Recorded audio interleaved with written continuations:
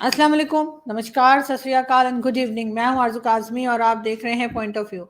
हमें जी जॉइन किया है राकेश वेद साहब ने। सर से एक बार पहले भी हमारी बात हुई है और बहुत कुछ इनसे सीखने को मिलता है और आज भी हम उम्मीद करते हैं कि हम समझ सकेंगे कि आखिर हिंदुस्तान पाकिस्तान में और ख़ास तौर पे हिंदुस्तान में भी जो है वो पाकिस्तान के खिलाफ क्यों सोच जो है वो बढ़ रही है। और पाकिस्तान में तो सभी जानते हैं कि किस तरह की सोच रखी जाती है किसी भी दूसरे रिलीजन को लेकर। बहुत शुक्रिया सर कि आज आप आए। Thank you very much. Thank you Arzoo, thank you very much for having me. बहुत बहुत शुक्रिया आपका। Thank you sir. सर आप पाकिस्तान आते भी रहते हैं और क्या आपको लगता है सर यहाँ का क्या माहौल है? और हिंदुस्तान में एक तरह की मैंने भी महसूस किया है कि कई हमारे दोस्त जान पहचान वाले भी अब बहुत ज़्यादा पाकिस्तान से कुछ कटते जा रहे हैं, कुछ नफ़रतें बढ़ रही हैं। क्या वजह है सर? अ, मैं काफ़ी हद तक आपसे एग्री करूँगा। नफ़रतें वर्ड यूज़ तो नहीं करूँगा। एक एक एक रिपल्सिव टेंडेंसी बढ़ती जा रही है। जो मसलसल कंटिन्यूअसली अटैक हो रहे हैं कश्मीर में, जितने भी टेररिस्ट आते हैं, और इसको आरज़ू बंद होना पड़ेगा। अगर कहीं न कहीं पाकिस्तान की एस्टेब्लिशमेंट या पाकिस्तान के non state actor, I am no one to blame directly anybody, उनको बहुत ज़बरदस्त खींच के रखना पड़ेगा। क्योंकि आज का हिंदुस्तान अब वो बर्दाश्त नहीं कर सकता कि हमारे बॉर्डर्स से इन्फिल्ट्रेट हों। अब जो 3 हमारे ऑनरेबल ब्रेव हार्ट्स का बेरहमी से कत्ल हुआ है अनंतनाग में, इसने तो पूरे देश की तार छेड़ दी है कि क्या हम अपने बॉर्डर पे उस मुल्क के साथ रह रहे हैं, जिस मुल्क ने अपना भी हाल खराब कर लिया है, अब अपने आसपास का हाल खराब करने वाला है। मेरे हिसाब से कुछ ना कुछ कोर्स करेक्शन की ज़रूरत है मेरे हिसाब से आरज़ू। नहीं तो पाकिस्तान की जो, मैं आपके प्रोग्राम भी देखता हूँ, सबके और भी यूट्यूबर के प्रोग्राम देखता हूँ। मुझे इस बात की कभी-कभी खुशी होती है कि जितने पाकिस्तान के यूट्यूबर हैं, उनको अपनी इंटरनल प्रॉब्लम्स का मालूम है और वो खुल के बोलते हैं। कहीं न कहीं मैं ये सोचता हूँ कि हमारे भी कुछ चैलेंजेज़ हैं इंडिया में, तो हमारे इंडियन चैलेंजेज़ के बारे में यूट्यूबर शायद इतना नहीं बोलते, या है ही नहीं ऐसे यूट्यूबर इंडिया के अंदर। पर आपका होना वहाँ पे, आप जैसे लोगों का, एक ओपनिंग है जिसे पाकिस्तान की सरकार को ग्रैब करना चाहिए। आप एक गुडविल एम्बेसडर का काम कर रहे हैं। आप जो हमारी सेंसिटिविटी है, आप जब उनको ब्रॉडकास्ट करते हो, आप कहीं न कहीं पाकिस्तान की अथॉरिटीज़ को भी ये बताते हो, भई ये प्रॉब्लम है। Now coming to the increasing जो रेजिस्टेंस है, जो नफ़रतें बढ़ रही हैं, क्योंकि हिंदुस्तान से कोई आदमी, हमारा कोई ऐसा एजेंडा नहीं है कि हमें कोई ज़मीन लेनी है पाकिस्तान की। पाकिस्तान ने कश्मीर का एजेंडा बना लिया है, और अरदू इस सब के पीछे एक बहुत बड़ी फ़ॉल्ट लाइन है। वो फ़ॉल्ट लाइन है टू नेशन थ्योरी। 14 अगस्त 1947 को पाकिस्तान वजूद में आ चुका था, इंडिपेंडेंट सॉवरेन कंट्री। तो जो मकसद था वो बनाने का, वो पूरा हो गया था। अब उस थ्योरी को कंटिन्यू करना, 75 साल के बाद भी बच्चों को करिकुलम में पढ़ाना टू नेशन थ्योरी, यानी कि आप आने वाली नस्लों को तैयार कर रहे हो हिंदू और हिंदुस्तान की हेट के लिए। क्योंकि टू नेशन थ्योरी, देखो बांग्लादेश अलग हो गया, टू नेशन थ्योरी कहाँ रही? हमारे पास ज़्यादा मुसलमान हैं, आपके पास हिंदू हैं, तो कहाँ टू नेशन थ्योरी रही? तो बजाय इसके कि पाकिस्तान अब एक नई रास्ता पकड़े, जिस रास्ते में पाकिस्तानी हो, मज़हब से बालातर होके, मज़हब से उठकर एक पाकिस्तानी कौम बनने की ज़रूरत है, जो अपने आप को मुस्तहकम करे, अपने आप को स्ट्रॉन्ग करे, अपने आप को सशक्त करे कि हमें दुनिया की लीग में खड़ा होना है। तो मेरे हिसाब से टू नेशन थ्योरी जो है, एक बहुत बड़ी हर्डल है पाकिस्तान की तरक्की के लिए, क्योंकि जो नई नस्ल आ रही है, वो नफ़रत से आ रही है। बिल्कुल, लेकिन सर इसको रोका कैसे जा सकता है? इसको कम कैसे किया जा सकता है? मैं बिल्कुल मानती हूँ पाकिस्तान की बहुत गलतियाँ हैं, लेकिन आखिर यहाँ पे जो लोग बैठे हैं, जो पॉलिसी मेकर्स बैठे हैं, इनको समझ में क्यों नहीं आ रहा? और ये टू नेशन थ्योरी का जो चूरन बेचा गया था 47 से पहले अभी तक, ये कब तक चलता रहेगा आपके ख्याल से? वैसे अब बहुत से लोग ऐसे उठ रहे हैं जो अब इस चीज़ को मान ही नहीं रहे। ये और बात है कि उसके बाद उनको जो बुरा-भला यहाँ सुनने को मिलता है, वो एक अलग स्टोरी है। जी। नहीं, ये बदलाव आना पड़ेगा। जैसे मैंने आपको लास्ट टाइम कहा था कि हिंदुस्तान ने वो जो रिश्ता है ना, वो काट दिया है, और अफगानिस्तान ने वहां से काट दिया। ईरान से प्रॉब्लम है। कभी कभी नजरसानी तो पाकिस्तान को करनी पड़ेगी ना, कि ऐसा क्या हो रहा है कि हमें अपनी फिक्र नहीं है। तो अपनी फिक्र का जो एक एंगल है, वो एक पाकिस्तान को अपने अंदर देखना पड़ेगा, क्योंकि दुनिया में violence in any of its manifestation वो बर्दाश्त नहीं होता दुनिया में। अब इंडिया में G20 की आपने देखा ही है, यूर रिप्रेजेंटेटिव्स आपने प्रोग्राम भी किए हैं। What A successful G20 India hosted. Pakistan के जितने वो टीवी चैनल्स के उन्होंने कितने ही बातें करी कि इंडिया से फेल हो जाएगा, वो हो जाएगा। It's an unprecedented G20। Hindustan ने G20 को सेलिब्रेट किया, जिया। At the end of G20 एक जॉइंट कम्युनिके इशू हुआ, जॉइंट डिक्लेरेशन इशू हुई। सब लोग तारीफ से करके बड़े, क्लाइमेट चेंज पे बात हुई, स्किल्स पे बात हुई, टेरर फंडिंग पे बात हुई, दुनिया के हर टॉपिक पे बात हुई, और स्पेशली क्लाइमेट चेंज पे बहुत बड़ी पेशरफ्त हुई। तो कहीं ना कहीं ये पाकिस्तान को G20 से इंस्पिरेशन लेनी चाहिए, हिंदुस्तान से जलना नहीं चाहिए। मैं एंकर्स को जो कितने कितने ही प्रोग्राम मैंने देखे आरजू, जिनमें उन्होंने मजाक उड़ाया। चंद्रयान लिया गया, चंद्रयान जाने से पहले वो जो आपके मंत्री हैं टेक्नोलॉजी के, फवाद चौधरी, उन्होंने कितना मजाक उड़ाया, और फिर जब बाद में लैंड कर गया तो तारीफ करने बैठ गए। तो जो दौर आ रहा है ना, वो दौर ग्लोबल कोऑपरेशन का है, क्योंकि कश्मीर जो है, जो पाकिस्तान ने सो कॉल्ड एक तनाज़ा बनाया हुआ है। अब कश्मीर तो हिंदुस्तान का इंटीग्रल और अनएलिजिबल पार्ट है। पाकिस्तान को ये कितनी बारी बता दिया गया कि कश्मीर अब टेबल पे ही नहीं है। By act of parliament even 370 has been abolished. तो एक कश्मीर का जो मसला सॉल्व होने वाला नहीं है, उस बेस के ऊपर पाकिस्तान अपने आप को हर्ट कर रहा है। या तो ये ना, कश्मीर का मुकाबला मसला जो है आरजू, हमारे लिए गिलगित भी है। हमारा उस पे एक हक बनता है। हमने भी अपना अपना हक जताया हुआ है उसके ऊपर, गिलगित के ऊपर, बाल्टिस्तान के ऊपर, पीओके के ऊपर। पर हिंदुस्तान ने उसको इस तरह से नहीं जकड़ लिया अपने साथ कि मेरी बॉडी के साथ और भी प्रॉब्लम हो रही है, मैं उनको नहीं देख रहा, मैं सिर्फ उसको पकड़ के बैठ गया। पाकिस्तान को इससे बाहर निकलना पड़ेगा, और एक पूरी दुनिया के साथ चलने के लिए उसके लिए सबसे बड़ी पाकिस्तान को करना पड़ेगा। पाकिस्तान को हर उस एलिमेंट से कॉर्ड काटनी पड़ेगी, जो उग्रवादी है, जो टेररिस्ट है, जो मिलिटेंट है, जो रेडिकल है, चाहे वो रिलीजियस रेडिकल हो। एक मुल्क को एक नॉर्मल मुल्क बन के, जैसे दुनिया के मुल्क हैं, जब तक पाकिस्तान नहीं आता, यकीन मानिए, मुझे लोग क्या है, कई लोग बोलते हैं राकेश तो बड़ा कबूतर उड़ाता है, इधर पीस ने सफेद कबूतर वाला।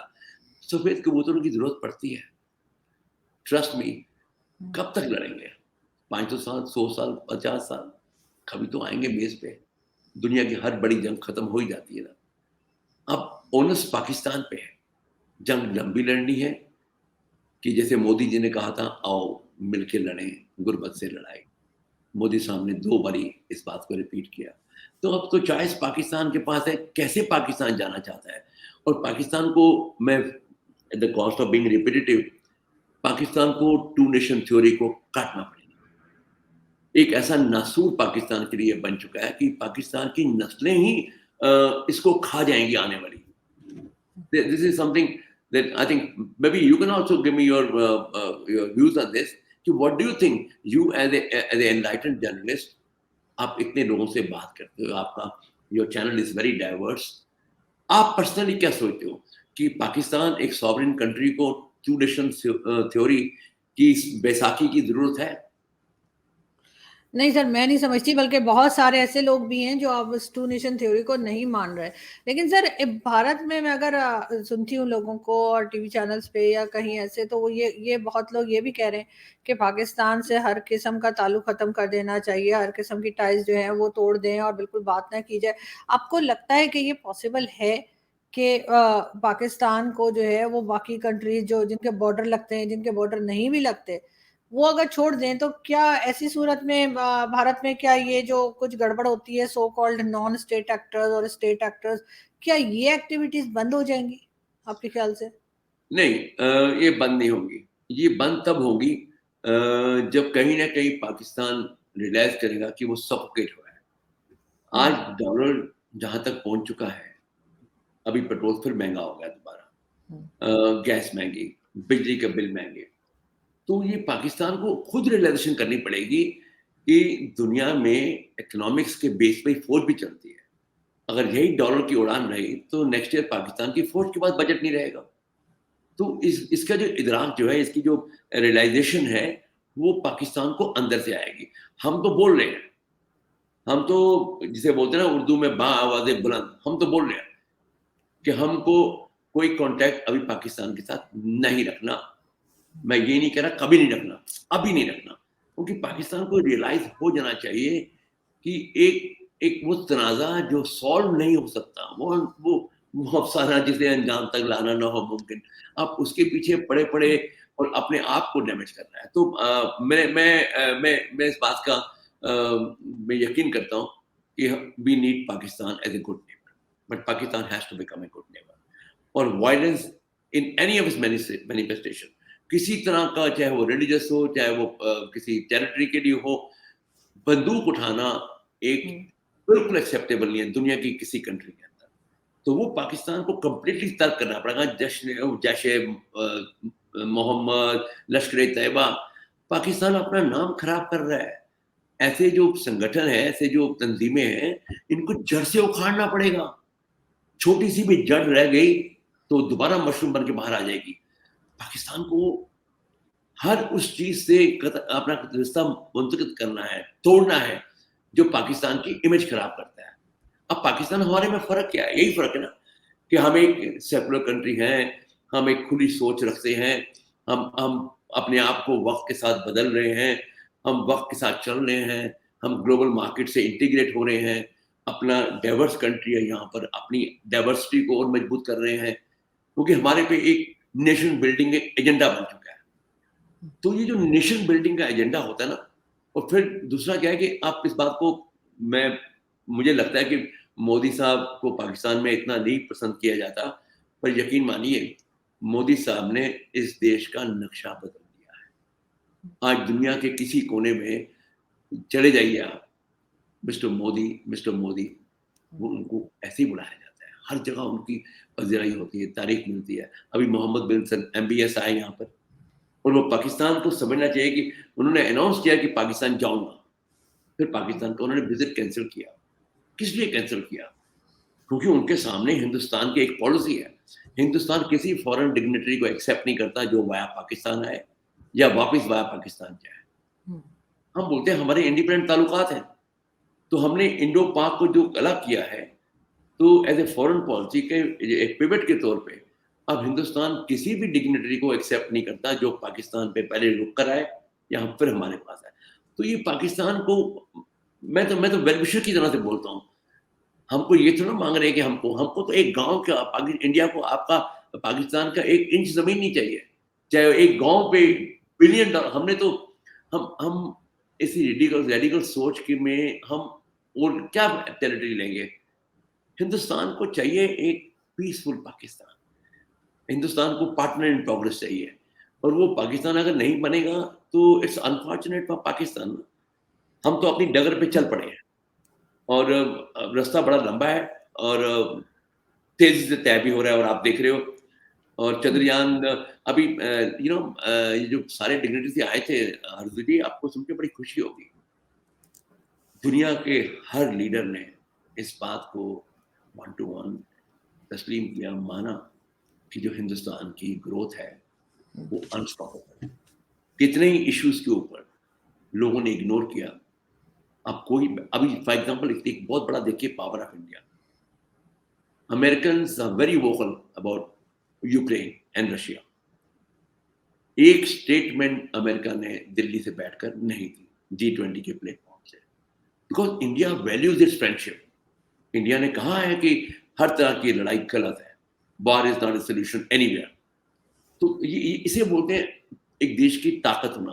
देश की ताकत आज की डेट में बंदूक से नहीं बनती, न्यूक्लियर पावर से। मतलब अगर बनती न्यूक्लियर पावर से तो आपके पास तो बहुत ज्यादा बम है, हिंदुस्तान से ज्यादा बम पाकिस्तान के पास है। आज की डेट में इकोनॉमिक्स और सोशल जो आपका सेटअप है, कैसे आप रिसीव करते हो, क्या सॉफ्ट पावर आप डेवलप करते हो।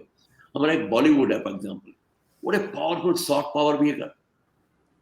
तो ये सॉफ्ट पावर पे काम करने की जरूरत है पाकिस्तान को। और मैं जितनी भी आपसे बातचीत लास्ट टाइम भी की है, मेरा ऐसा मानना है कि मैं हमेशा पाकिस्तान को जो थोड़ा क्रिटिसिज्म करता हूँ खुल के, वो कंस्ट्रक्टिव करता हूँ। मैं नहीं बोलता कि पाकिस्तान जाए भाड़ में या पाकिस्तान तबाह हो जाए, नो। हमेशा मैंने हर प्रोग्राम में, I must have covered about 20-30 program in last 2 months, मैंने हर प्रोग्राम में बोला कि पाकिस्तान को एक नॉर्मल स्टेट बन के आना चाहिए और कदम से कदम मिला के चलना चाहिए। और मोदी जी की जो पहली कॉल थी उस पर जरा गौर फरमाए कि आइए मिल के लड़ें गुर्बत से, मिल के लड़ें एजुकेशन के लिए, क्लाइमेट चेंज के लिए, और इसके अलावा कोई चारा नहीं है। आपको लगता है कोई नहीं सर, कोई नहीं, लेकिन सर जहाँ पे लोग ही है जो है वो नॉर्मल ना सोचते हो, वो किस तरह से कोई नॉर्मल स्टेट बनाएंगे। लेकिन सर अफगानिस्तान की तरफ अगर हम देखते हैं तो अफगानिस्तान की बॉर्डर से भी आप देख रहे हैं कि मुसलसल अटैक हो रहे हैं। पहले तो कहा जा रहा था कि टीटीपी है, आप कह रहे हैं कि जी तालिबान भी है। पाकिस्तान बार बार शिकायत कर रहा है अफगानिस्तान से और बात की जा रही है, लेकिन वहां भी सर आपको नहीं लगता कि पाकिस्तान की ही कोई गलती है जिसकी वजह से हमें ये सब कुछ देखने को मिल रहा है अफगानिस्तान बॉर्डर पे भी?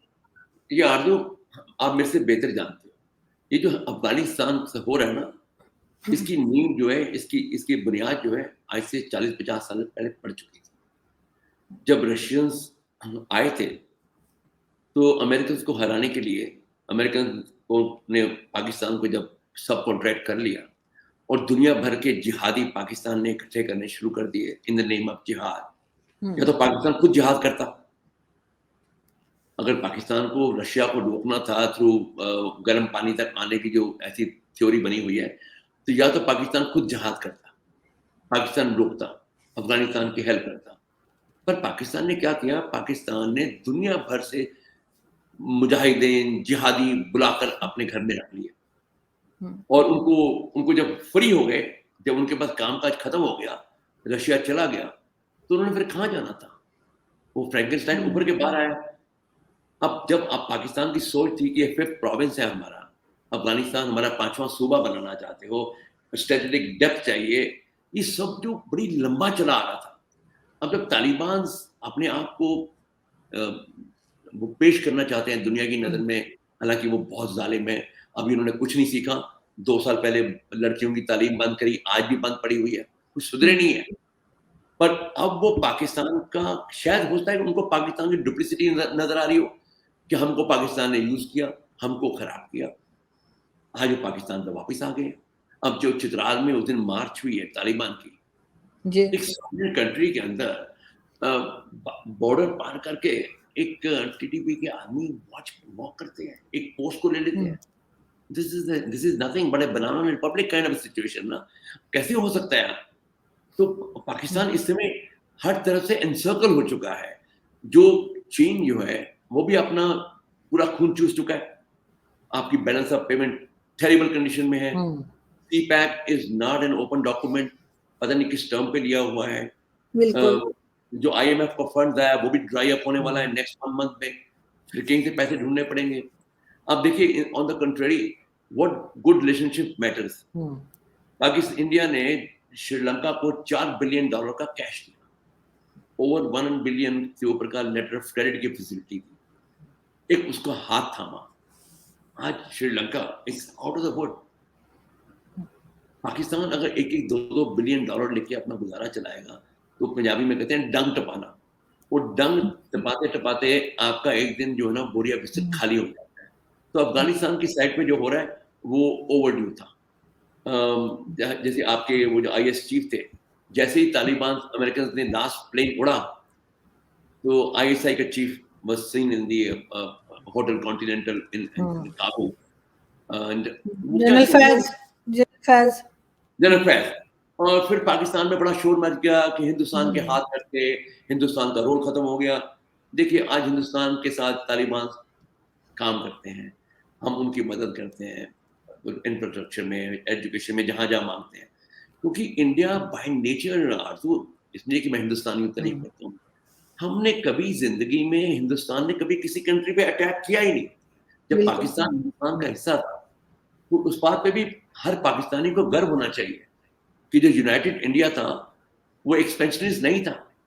कभी भी किसी हमने हमने अपना ड्यूरेंट लाइन या हिंद कुश के माउंटेन पार करके हमने किसी पे ट्रू। हमला नहीं किया। तो आज भी इंडिया की वही सोच है, बल्कि अब तो हम उससे भी आगे जा रहे हैं। अब हमारी सोच क्या है कि one earth, one family, one future. तो इतनी बड़ी सोच का जो हमारी सरकार एक ठेका लेकर बैठती है दुनिया के लिए, एक दुनिया को राह दिखा रही है कि जो क्लाइमेट चेंज का चैलेंजेस हैं, जो अफ्रीका के अंदर मेजर चैलेंजेस हैं। अब देखिए इंडिया की कितनी बड़ी अचीवमेंट है कि India brought the African union in G20, ताकि वो भी एक ग्लोबल डिस्कोर्स का में पार्टनर बने। तो कहीं ना कहीं आरज़ू, मैं आपको दोबारा वहीं घुमा के लाना चाहता हूँ, बिकॉज मैं चाहता हूँ कि कुछ पॉजिटिव चीजें हो। बिल्कुल। आप इसके बारे में मत, I think maybe you can have one और two more panelist some time, इस पे बात की जाए कि डेफिनेटली। बांग्लादेश का बनना 71 में, उसी दिन पाकिस्तान के हुक्मरानों को चाहिए था कि टू नेशन थ्योरी को बंद करें और नफरत ना बढ़ाएं। देखिए हमारी बुक्स में कोई ऐसा नहीं लिखा कि पाकिस्तान मुसलमान बनाओ। आपके टीवी चैनल पे लोग हिंदू को गाली देते हैं, मैं नहीं दे सकता। मेरे देश में 25 करोड़ मुसलमान है, मैं तो अदब से उनसे बात करता हूँ, मैं रिस्पेक्ट करता हूँ मुसलमानों की, मैं रिस्पेक्ट करता हूँ इस्लाम की, क्योंकि हम तो है सेकुलर कंट्री, हम हर मजहब की रिस्पेक्ट करते हैं।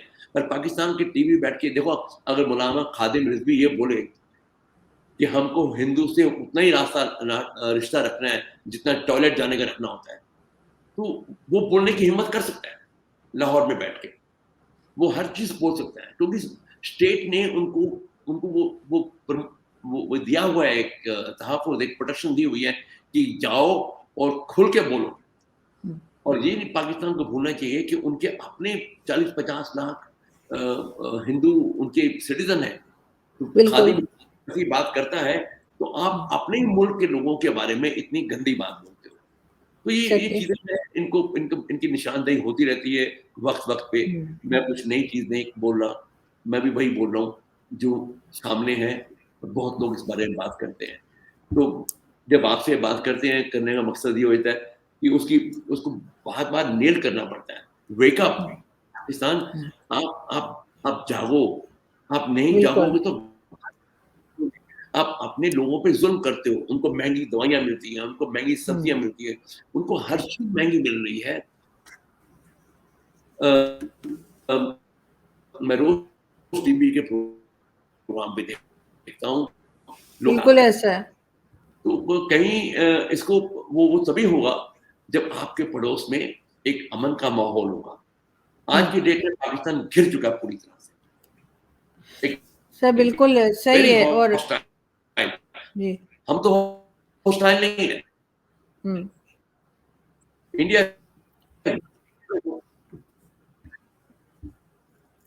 अपनी अपनी अपनी तरक्की की राह पे चल रहा, हमें हमारा एजेंडा अलग है। हमारा एजेंडा वो नहीं है कि हमने कुछ किसी और कंट्री में जाके, अब देखिए दुनिया के हर कंट्री में कहीं भी कुछ हो जाता है तो डांडे जाके कहीं ना कहीं पाकिस्तान से मिल जाते हैं। तो बस बिल्कुल यही है ऐसा ही है। अर्जु, बस एक गुड सेंस प्रिवेल हो, रिस्पॉन्सिबल गवर्नमेंट बने। अब कभी हम इंडियंस इंडियंस कभी इस बारे में सोच सकते हैं कि हमारी पॉलिटिकल पार्टियां लंदन में मुशावरत कर रही हो, लंदन में कंसल्टेशन कर रही हो।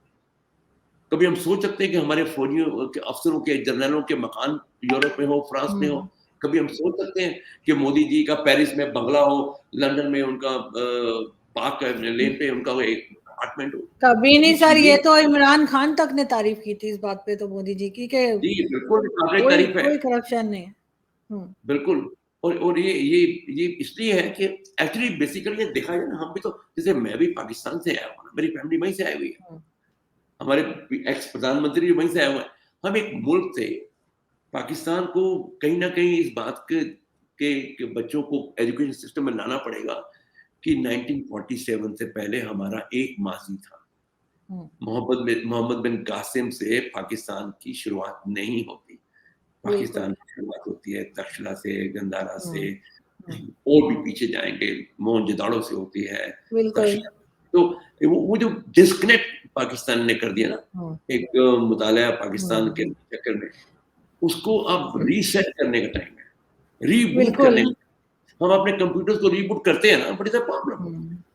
कंप्यूटर तो सर मेरा अब तो मेरा बिल्कुल सर अब तो खैर 70% पाकिस्तानी ऐसे हैं जो कहते हैं कि ये बिल्कुल ये पाकिस्तान स्टडीज की बुक जो है इसको जो है चेंज करना चाहिए और इसमें सच लिखना चाहिए, उसमें बिल्कुल 100% सर 100% उसमें झूठ लिखा हुआ है। रियली देखो, मेरा कंप्यूटर मेरा रहेगा, आपका मुल्क आपका रहेगा, और एक एक सॉफ्टवेयर आपको अपडेट करना है, उसको रीसेट करना है। बिल्कुल। उस सॉफ्टवेयर में एक सिंपल होना चाहिए agenda, welfare of people, honest hmm, politician, clean judiciary, and सबसे ऊपर मिलिट्री इन द बैरक्स। फौज का काम नहीं है इकोनॉमिक पॉलिसी बनाना, फौज का काम नहीं है सरकार चलाना। तो ये 4-5 चीजें, ये नॉर्मल स्टेट की निशानी होती है कि तहफ़्फ़ुज़ करेंगे, प्रोटेक्शन करेंगे, सुरक्षा करेंगे फौजी, सिर्फ बॉर्डर की। बॉर्डर के अलावा कुछ रोल नहीं होता किसी कंट्री में आर्मी का। उसको आपको ठीक करना पड़ेगा। पॉलिटिशियंस को सर अकाउंटेबल होना टाइम पड़ेगा। बिल्कुल ऐसा ही है, लेकिन सर टाइम तो लगेगा, बिल्कुल। लेकिन करना पड़ेगा और ख़ास तौर पे पॉलिटिशियंस के साथ-साथ सबसे पहले फ़ौज को उसकी जगह पे जो उनका काम है, सिर्फ़ वही देखें, बाकी चीज़ों में ना पड़ें, जो हर वक़्त इन्वॉल्व रहते हैं सियासत के अंदर और हर वक़्त इकोनॉमी और फ़ॉरेन पॉलिसी हर चीज़ के अंदर एक ख़ास इन्वॉल्वमेंट है, उसमें से निकलना पड़ेगा, लेकिन सर टाइम लगेगा, इसमें रातों-रात कुछ होने की उम्मीद हम नहीं कर रहे, नहीं, लेकिन ये लेट्स ज़रूर से नाउम्मीदी कहते हैं पाप होता है, पर उम्मीद बना के रखनी चाहिए। वी आर होपफुल, पर जैसे मैं आपसे पहले बात कर रहा था, अब हिंदुस्तान वो ना कंसेशन देने के मूड में नहीं है। और मैं पर्सनली भी इसमें बिलीव करता हूँ कि बहुत हो चुका, अब इसको अंत करना पड़ेगा। हर तरह के टेररिज्म को, हर तरह के, वो अपने आप को देखिए ना, पाकिस्तान ने 1 लाख से ऊपर आदमी गवा कर भी नहीं सीखा। हुँ, तो बिल्कुल। वो कह रहे हैं कि उनके दिल भी अजीब हो, ज़ुल्म सहकर भी जो उफ़ नहीं करते, उनके दिल भी अजीब होते हैं। सारा ज़ुल्म पाकिस्तान सह के भी उफ़ नहीं कर रहा। तो मगर सर आप पाकिस्तान भी आते रहते हैं, मैं ये ज़रूर कहूँगी लास्ट में कि लोगों को हिंदुस्तान में जो लोग हैं या भारत में जो लोग हैं, उन्हें ये भी ज़रूर सोचना चाहिए कि 25 करोड़ लोग एक जैसे नहीं रहते यहाँ पर। बिल्कुल नहीं, अगर आप कुछ लोगों की वजह से सब लोगों से नफ़रत नहीं कर सकते, सब लोगों को बिल्कुल ब्लेम नहीं। नहीं कर सकते। I agree with you. तो सम टाइम होता है, अजीब-अजीब कमेंट्स आते हैं, लोग अजीब-अजीब बातें करते हैं मुझे भी, तो मुझे बहुत अफ़सोस होता है क्योंकि मैं ट्राई करती हूँ कि मैं अपने तौर पे कुछ चेंज ला सकूँ, मैं अपने तौर पे हाँ, कुछ हाँ, नहीं, बिल्कुल डिफरेंट बात आप करूँ, पॉज़िटिव बात करूँ, गलती बिल्कुल को आप मानूँ। सर मैं गलती को भी ओपनली मानती हूँ, लेकिन सम टाइम इतने अपनी अजीब गवर्नमेंट, किस्म के कमेंट्स आते हैं कि देखिए बहुत ना, अफ़सोस होता है देखकर। कितना कितने कितने आर्टिस्ट हिंदुस्तान में आते रहे हैं, हुँ, सब कुछ होता रहा है। जी। पर आप ये देखिए, जैसे बॉम्बे का एक हुँ, फ्रंटल अटैक था इंडिया में, कौन भूल सकता है? हुँ, कारगिल कौन भूल सकता है? हमारे पार्लियामेंट पे अटैक कौन भूल सकता है? कौन भूलेगा उड़ी को? कौन भूलेगा पठानकोट को? और कौन भूलेगा डेडली पुलवामा को? और कौन भूलेगा ताज़ा-ताज़ा अनंतनाग में जो हुआ? हुँ, तो ये जो ज़ख्म खाने की आदत है ना, अब हिंदुस्तान की जनता और हिंदुस्तान की हुँ, गवर्नमेंट अब ज़ख्म झेलने के मूड में नहीं रही है आरज़ू, बिल्कुल, अनफॉर्चुनेटली। होना भी नहीं तो चाहिए। ये होना भी नहीं चाहिए, और हमको पाकिस्तान से आँख में आँख डाल के वक़्त आ गया है, ये एडवाइस देने का मेरे जैसे सिविलियंस का। गवर्नमेंट तो बात करेगी नहीं, हमारी गवर्नमेंट ने तो हुँ, हाथ खड़े कर दिए, भई बहुत कुछ हो गया। पर हम फिर भी एज़ अ सिविलियन बोलते हैं कि आप भई, पाकिस्तान के आप जैसे लोगों के थ्रू ही ये हम कह पाते हैं कि नॉर्मल स्टेट बनी है, और पाकिस्तान की फ़ौज को भी कहना चाहिए, बैरक्स में बिल्कुल। वापस जाइए, अपनी हुँ, डेमोक्रेसी को चांस दीजिए। आपका हुँ, कोई बिज़नेस नहीं बनता। अपनी हमारे यहाँ भी आर्मी है, सबसर्विएंट है कमांडर इन चीफ से। बिल्कुल। हुँ, हमारे यहाँ सेक्रेटरी डिफेंस जो है, उसके उसके वो हुँ, डिफेंस चीफ उसके पास आता है, क्योंकि बिल्कुल। एक फौजी की इज्जत होती है। और फौजी की इज्जत तब तक होती है जब तक फौजी बॉर्डर पे होता है। ऐसे ही है बिल्कुल। तो एक कब फिर ऐसा नॉर्मल होगा, वक्त बताएगा। बिल्कुल ऐसे ही सर, अब पब्लिक बोलना भी शुरू हो गई है, जो कि पहले नहीं था। तो ये एक बहुत बड़ा चेंज है पाकिस्तान में कि अब पब्लिक अब ओपनली फौज को कह रही है कि अपने काम से काम रखें और बाकी चीजों में इंटरफेयर ना बिल्कुल करें। सही तो बात है आरज़ू, आपका हाँ, आपका चैनल, आप जैसे और भी 8-10 लोग हैं, ये एक सिल्वर लाइन है। यकीन मानिए, आप एक सिल्वर लाइन हो, क्योंकि thank you so much sir. आप जी, ईमानदारी का जर्नलिज़्म करते हो। आप बहुत समझ शुक्रिया रहे सर। हो? हाँ, ये जी, ये ये बात में कोई झूठ बात नहीं है।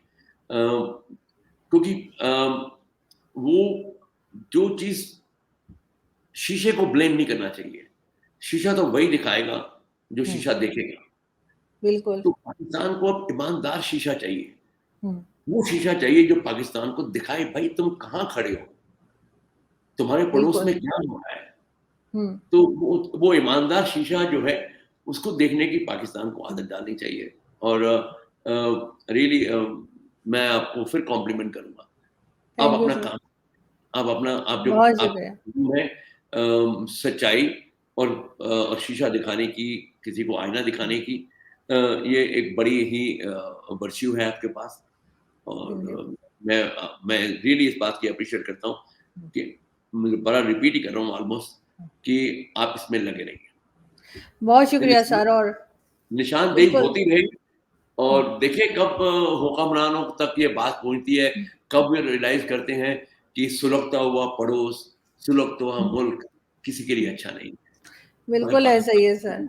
बिल्कुल पाकिस्तान ऐसे में ही सर, और सँभलना पड़ेगा इनको, ठीक करना पड़ेगा। और सर हम आपसे बहुत जल्द फिर मुलाकात करेंगे और फिर आपसे रिक्वेस्ट करेंगे शो के लिए। बहुत शुक्रिया आज के थैंक लिए। You, thank you so much sir. Thank you, thank you. Thank thank you you. Sir. Best wishes. Thank you. Thank you.